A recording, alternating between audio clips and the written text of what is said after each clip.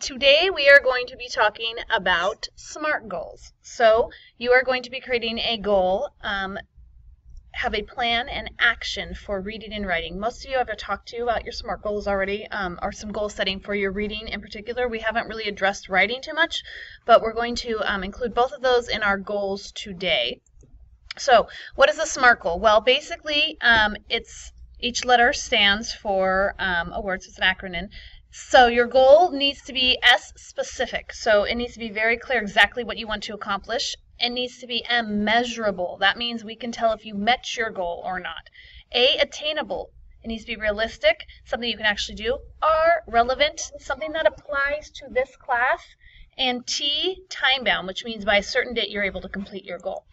So specific, it needs to be focused and clear, right? You need to tell me exactly what you are hoping to achieve, what you are hoping to accomplish in the area of reading and writing. Most of you have already spoken to you and came up with some very specific and clear goals for your reading. We haven't talked about it in your writing, so I want you to start focusing and talking and thinking about that on your own. Measurable, you have to be able to tell if you met your goal by using data. So if it's example for your grade, did you get the grade you were hoping for? If you are doing it based on your REN score, did you improve your REN to what you wanted to improve it to? Maybe it's writing, you want a certain score on a certain piece of paper. Obtainable, can you achieve your goal in the time frame that I'm giving you, which is the first trimester? So it has to be something you can achieve in the first trimester. So we're not thinking long-term, we're thinking short-term, the next couple of months. Relevant, is this goal going to actually help you?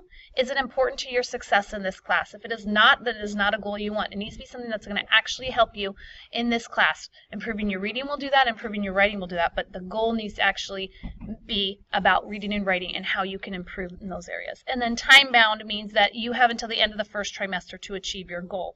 So you're thinking smaller chunks, you're not thinking larger, huger chunks. All right, so your SMART goal.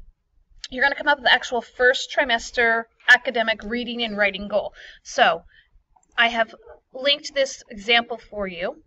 As you can see, my goal was to improve my REN reading level by 1 grade level by November. Okay, so that's my short-term goal. I want to bring it up from 1 level.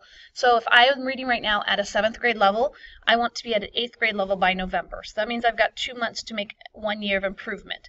I also want to improve my sentence variety when writing. Okay, so I clicked here that it was a short-term goal. So I wrote my reading goal right here, and I wrote my writing goal right here. The next thing, I have the space to explain my plan. So what's my plan to achieve this? Well, I'm going to read more to build my vocabulary, and I'm going to use sentence variety in my narrative, expository, and argumentative writing. So here are my steps. Now this is where you actually need to think of how can I achieve that goal. So my goal is to improve my REN by 1 year, and my writing goal is to use sentence variety. So what could I actually do to make those improvements? Well, first thing is I'm going to start reading 20 minutes a night on the days that I have practice. I'm very busy. I don't have a lot of free time.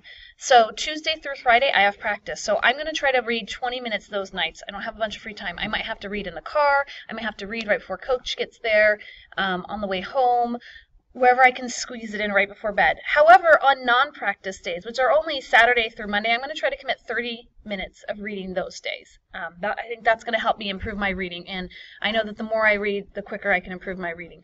I'm going to start tuning into interesting words when I'm reading. So I'm going to keep a list of any interesting words that I hear or come across, and I'm going to start looking them up and using them in my own writing. I think that's going to help with my sentence variety, and also building that vocabulary will help me become a better reader.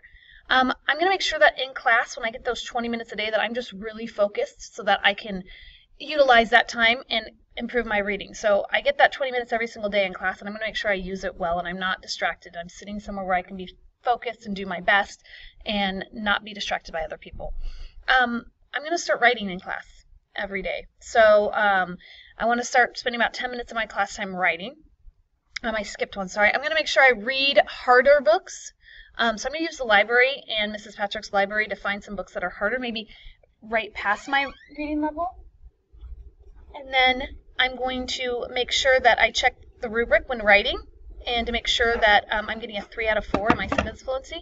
I'm going to use the Mrs. Patrick's suggestions to improve my sentence fluency, and I'm going to ask an adult for suggestions on book and get some feedback on my writing. So those are all things that I think I can do to improve my reading and my writing. So what you are going to do now is you are going to come up with your own goals. You already have some ideas for your reading goals, so now you need to come up with some of your own writing goals.